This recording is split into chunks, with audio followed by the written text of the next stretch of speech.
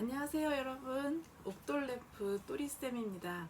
자, 저는 우리나라의 역사를 우리나라의 많은 분들이 좀 관심을 더 가지고 재미있다고 느끼면서 좀 많이 알았으면 하는 그런 바람을 크게 가지고 있습니다.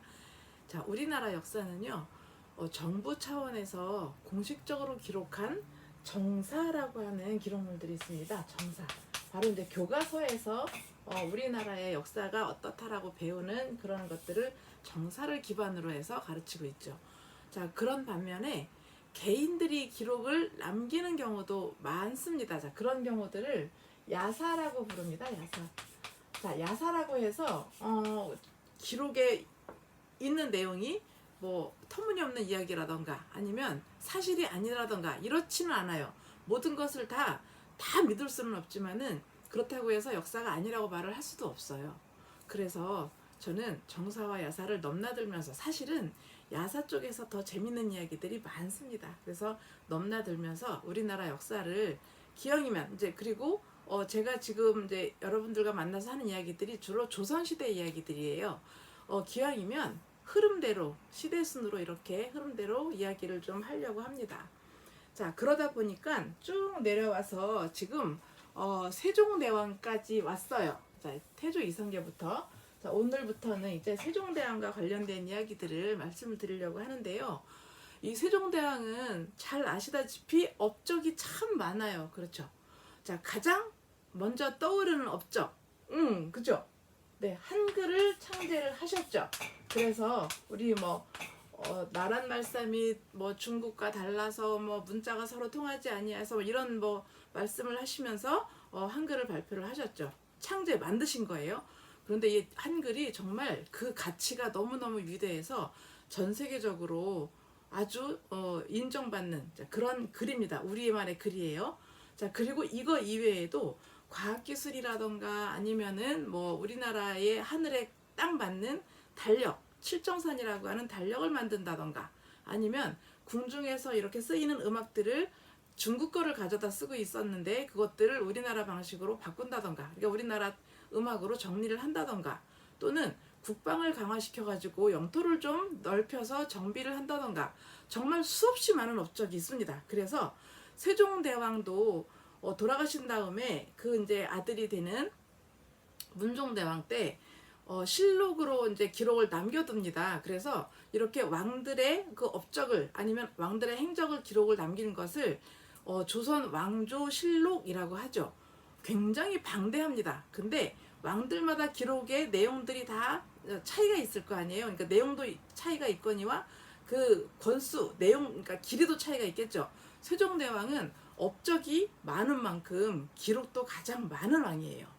자, 그런데 이 한글 이외에도 많은 그 업적이 많다고 했잖아요. 그 업적 중에서 오늘은 가장 먼저 태종 이방원의 때 발탁된 그러니까 세종의 아버지 때부터 발탁된 조선 어찌 보면 조선 전기 최고의 과학자라고 할 수 있는 이 사람에 대해서 한번 말을 해보려고 합니다.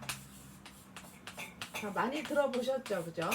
장영실이라고 하는 천재 과학자가 있는데요. 태종 이방원은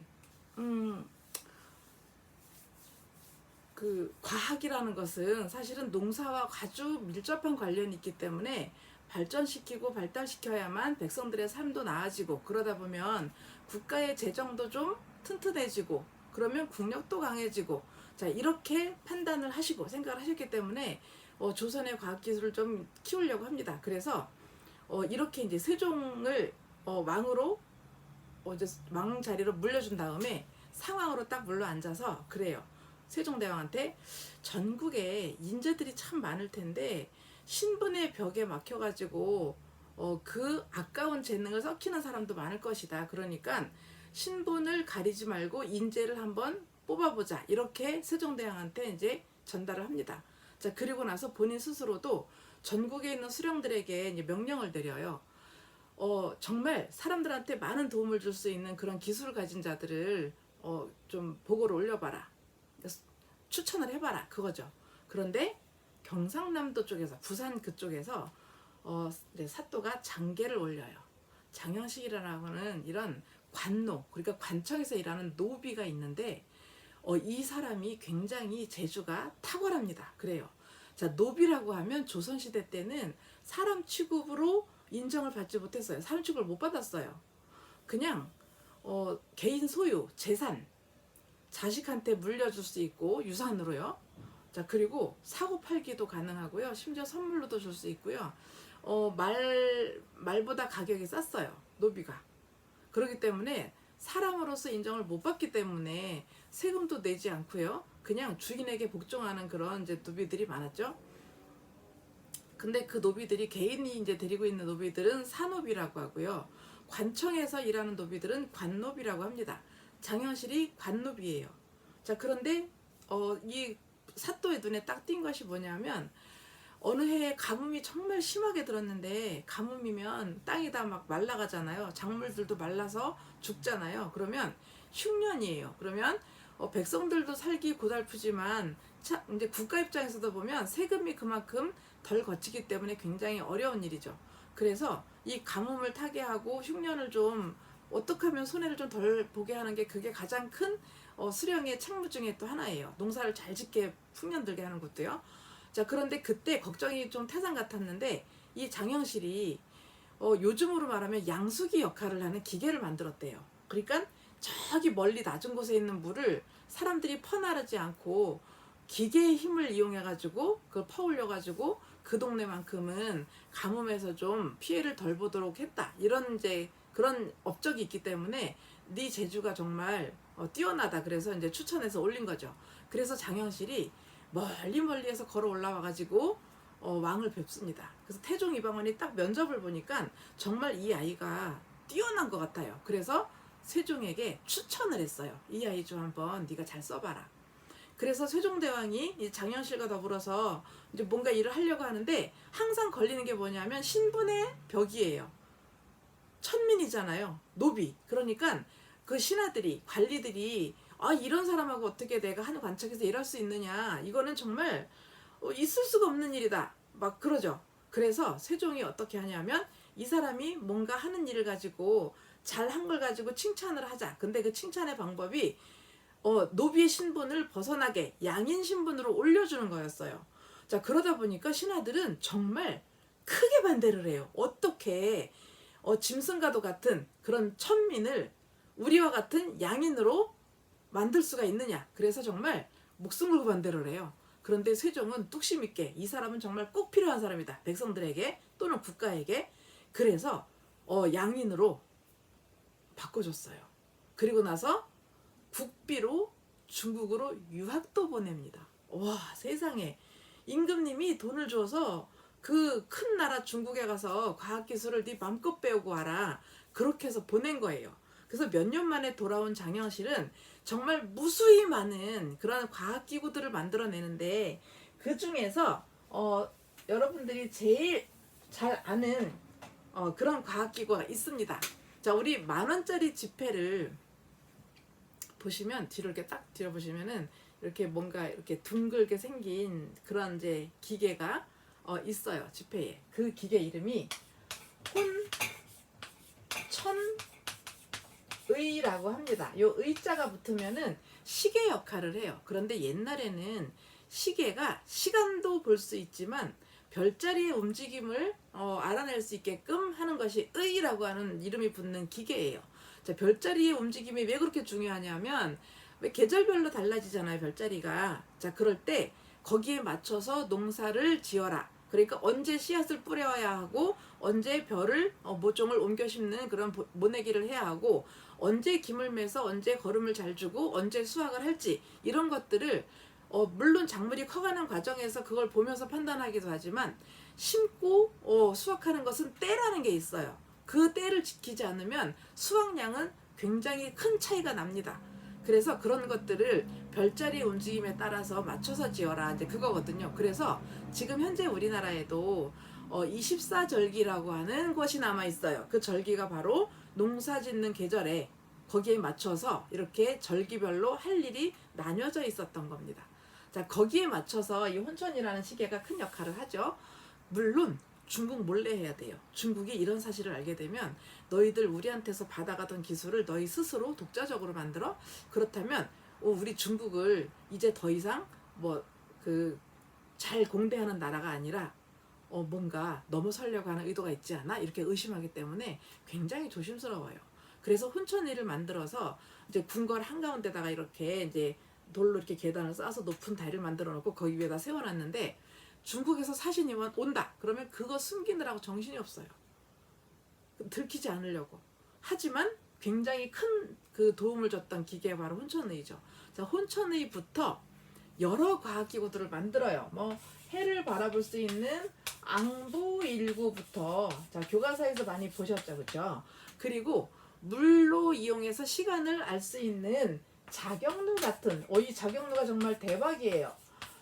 시간을 정확하게 알지 못해가지고 굉장히 곤란을 많이 겪던 조선에서는 이 자경루라고 하는 물을 이용한 시계의 덕을 굉장히 크게 봅니다. 스스로 움직여서, 그러니까 물이 떨어지는 속도를 가지고 이제 그 시간을 이렇게 계산을 해서 스스로 시간을 알려주는, 그래서 자경루라는 뜻이 스스로 자자의 칠격자, 스스로 소리를 내서, 그러니까 북을 치든 종을 치든 이렇게 소리를 내는 것들을 쳐가지고 시간을 알려주는 시계예요.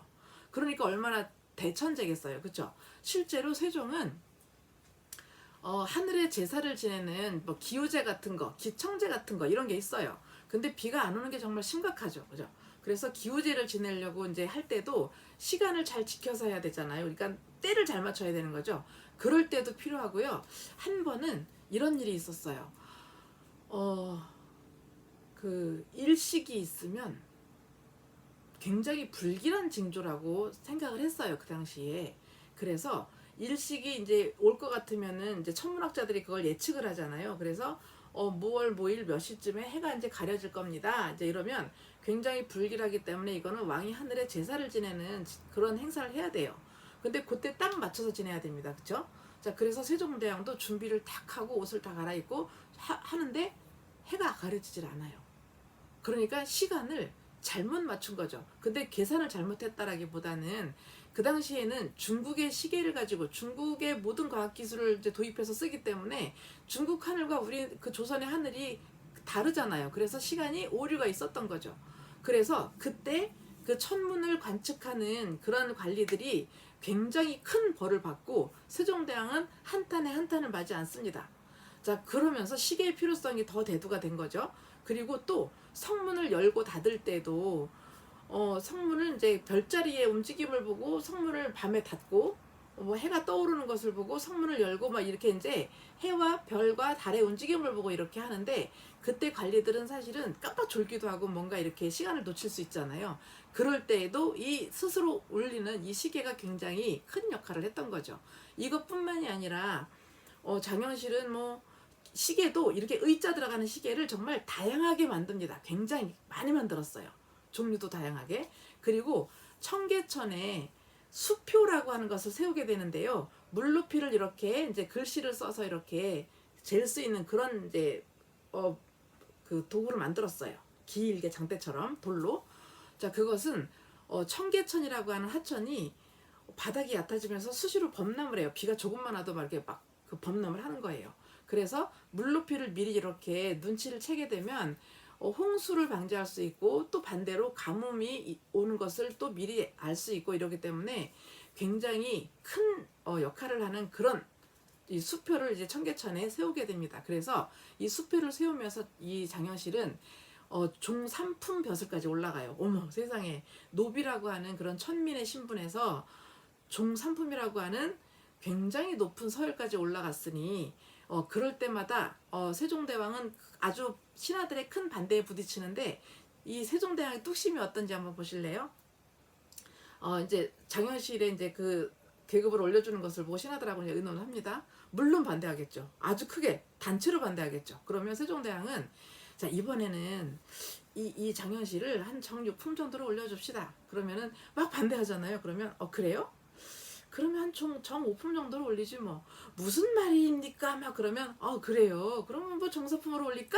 그럼 신하들이 계속 반대하다가는 계속해서 계급이 올라가겠구나, 이제 그런 생각을 하고 타협을 본다는 거죠. 자, 이런 뚝심으로 장영실을 이렇게 높은 벼슬까지 그 공을 인정해서 올려줬던 왕도 세종입니다. 그러니까 장영실의 능력도 능력이지만 그것을 알아보는 그런 해안, 그 다음에 그것을 이 장영실을 끝까지 보호하고 마음껏 그렇게 능력을 펼칠 수 있도록 그런 기반을 그렇게 만들어준 세종대왕도 대단한 왕인 것은 사실이에요. 자, 그래서 이 세종대왕은 엄청나게 많은 이야기를 품고 있는 왕이기 때문에 오늘부터 시작해서 몇 차례는 세종대왕과 관련된 이야기를 하게 될 겁니다. 자, 오늘은 간단하지만 간략하지만 장영실이라는 사람을 언급을 했어요. 자, 다음 시간에는 장영실과 관련된 이야기가 살짝 나올 수도 있고 또 다른 이야기를 이제 하면서 언급하기도 하고 하면서 한 번 더 이야기를 하도록 하겠습니다. 자, 오늘 이야기가 재밌으셨나요? 그렇다면 자, 좋아요, 구독은 꼭 잊지 말아주세요. 감사합니다, 여러분. 다음 시간에 뵐게요.